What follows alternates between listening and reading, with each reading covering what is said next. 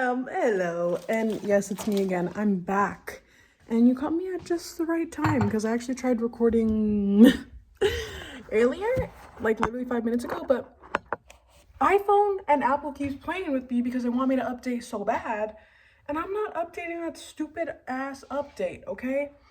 And it's trying to tell me that my storage is full and everything's freaking lagging. And I promise the second I update, if I click that update button, everything will go back to normal. But I don't want to update, so I'm not gonna. Anyway, I just made my tea because it's currently about 9 p.m. and your girl needs to go to bed. This is the Relax Me Healthy tea from Shades of Africa in Long Beach, California. And it's smokable, but I don't smoke, and I wouldn't even know how to freaking smoke this. So I'm drinking it in a tea. This concoction actually seems like I'll die after I drink it, but I've drank it before, and actually I floated to another realm. So it's actually pretty amazing. Here's what it looks like. I'll read to you what's in here, okay? Blue lotus, chamomile, mullein leaf, wild dagger, St. John's wort, queen of the meadow, catnip, colt's fool, passion flower, raspberry leaf, lavender, yerba sauter leaf, mugwort, and damiana. Now, I've dibbled-dabbled, and catnip is very much actually used commonly in a lot of spells. So I put my intention into this tea to make me very sleepy, but also very like lucid dreamy because that's low-key fun, but nothing scary because I don't like that. Amen, hallelujah. But the thing is about this tea, it's actually, not to be harsh, but it's freaking disgusting. It's horrible. So I gotta find out how to make it taste better. And I also gotta clean out the coffee filter, but it's too hot right now. So come along with me to make this taste better. Let's see.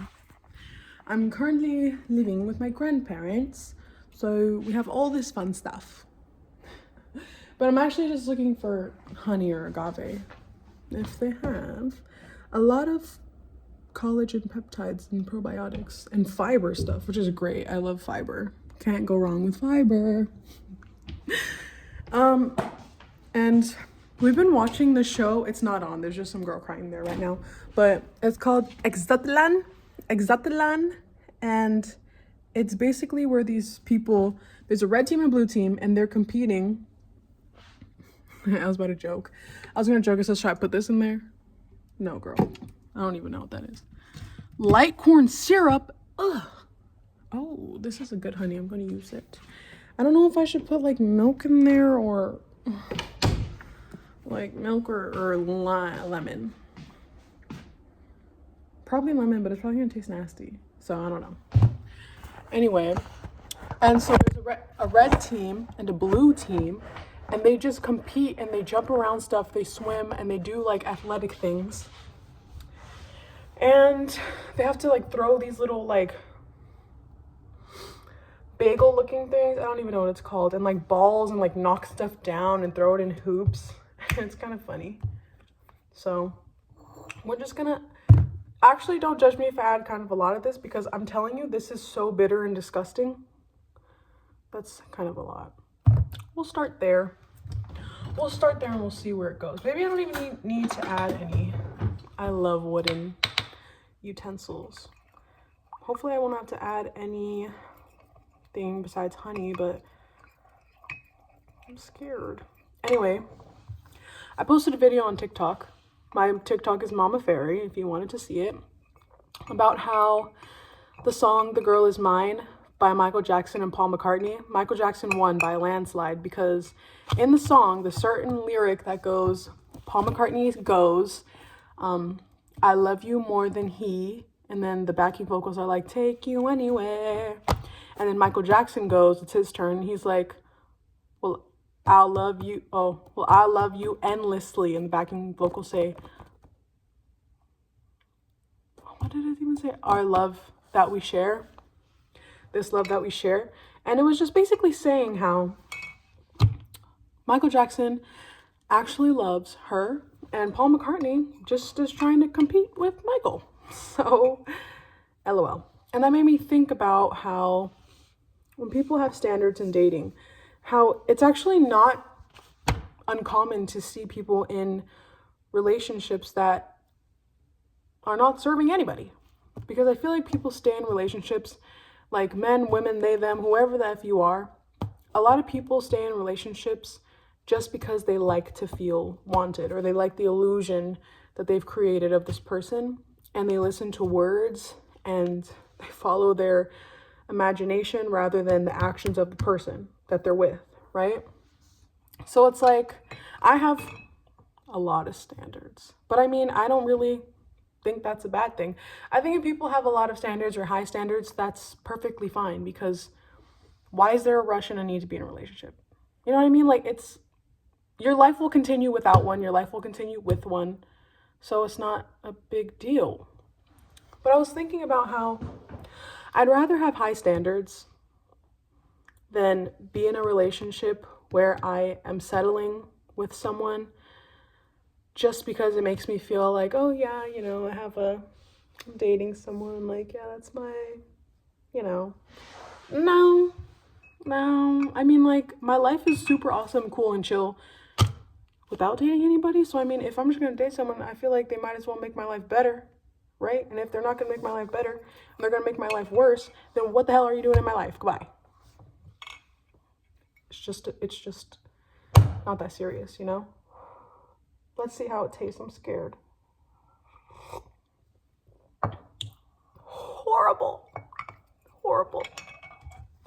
Please, do something. Oh shit, that's kind of a lot. I love raw and unfiltered honey. 24 hours, baby, 7 days a week. No, I don't get tired. I let you other people sleep. Anyway, should I give you guys dating advice as someone who's never dated anybody before? Allegedly. Allegedly? Whatever. I think the biggest dating advice that I have that's actually good dating advice is because of people and friends and people that I know who have been in relationships and who complain about things, or they're in relationships that are just so plainly like, what the freak is going on here? That I'm just like, okay, well, from an outside perspective looking in, you get a little delulu going on in this relationship. But I think my biggest piece of relationship advice for anybody who wants to know, and for everybody who didn't even ask, is before you even get in a relationship, you have to date yourself. And yeah, everybody freaking says that, I know, but you actually have to. Like, if you feel like you're starting to fiend for a relationship and you're like, oh, I just want somebody to do something, I want somebody to buy me things, I want to spend time with somebody, obviously it's not going to be the same as hanging out with yourself, but you have to at least be able to enjoy your company and be okay that you don't have a girlfriend or boyfriend or whoever you want to be with, right? Buy yourself nice things, buy yourself flowers, take yourself out, look in the mirror and say good morning to yourself, give yourself compliments, like, do things for yourself that you would want someone to do for you. Like, before I go in the shower, I take my pajamas and I fold them all nicely and I set everything up for myself super cute so that I can come out and be like, oh. Like, I feel like you have to romance yourself. If you don't romance yourself, then why would anybody want to romance you? Oh, obviously you deserve to be romanced whether you romance yourself or not.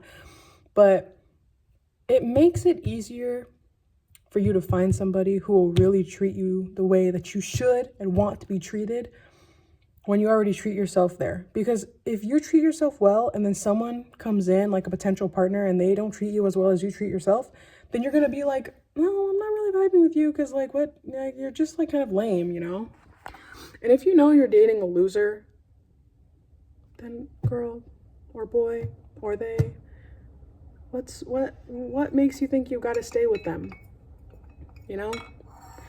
I feel like so many people stay in relationships just because of, oh, we've been together for so long, or, you know, he knows me so well, or they know me so well, and I don't want to have to, like, reteach someone, or what do you mean? What do you mean? That doesn't mean anything. Time will go on. Like, time will go on. You think just because you worked at a company for 10 years that they won't fire you? They will. They will. They will. They're evil. Yeah. Anyway, I don't know, how you guys doing? Are you doing good? I've been actually not been able to sleep lately. Oh my gosh, this is a really good stirrer thing.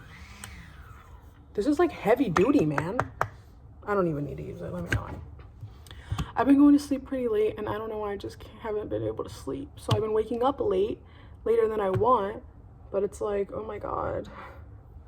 I actually do need to wake up at like 5:30 or latest. No, I gotta wake up at 5:30 tomorrow because I would like to look at the markets and do some paper trading.